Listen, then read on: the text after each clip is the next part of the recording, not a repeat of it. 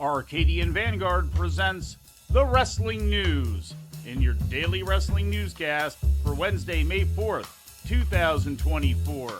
Good morning, I'm Mike Sempervive. We begin today with last night's SmackDown broadcast live on Fox from the LDLC Arena in Lyon, France. The show concluded with a face-off between undisputed WWE Champion Cody Rhodes and AJ Styles, his opponent for Backlash. After trading words, Styles slapped Rhodes and left the ring.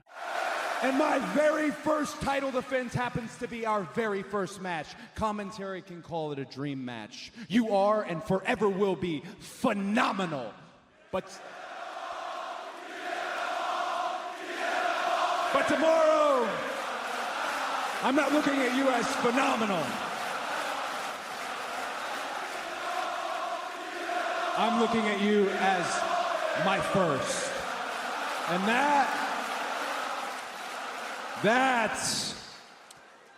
that's too sweet.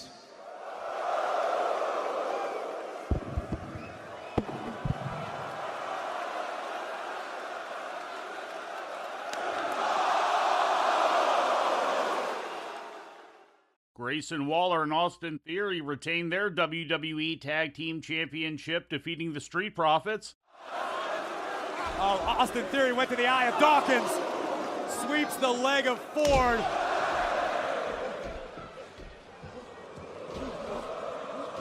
O'Connor roll attempt.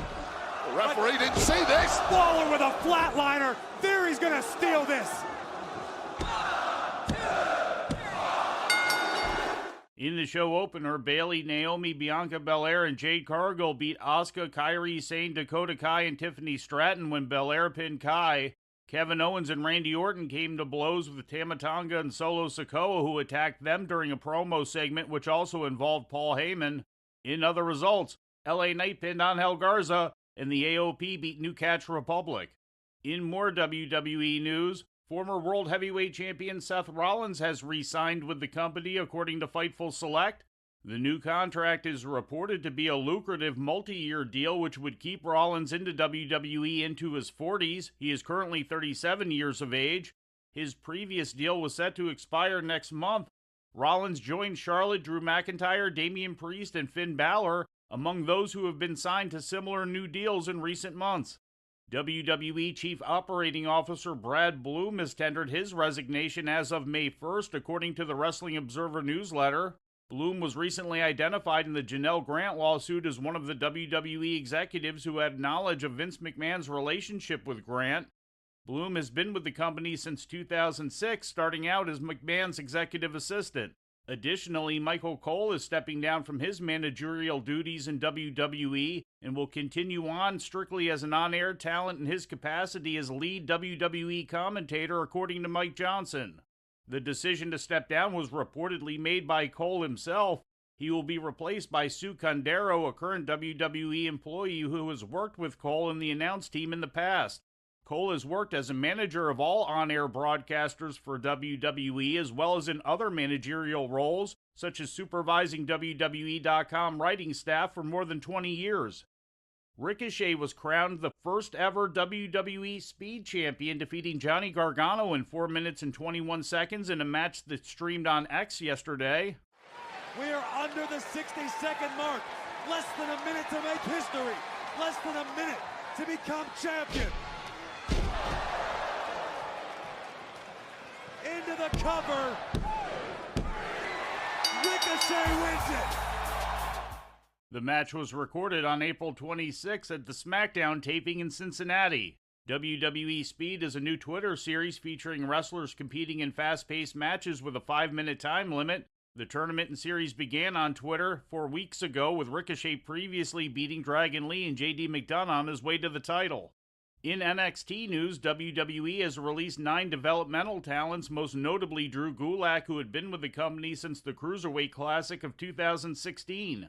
Gulak had recently come under fire due to a story revealed in Ronda Rousey's biography in which Rousey accused him of touching her inappropriately during her time with WWE.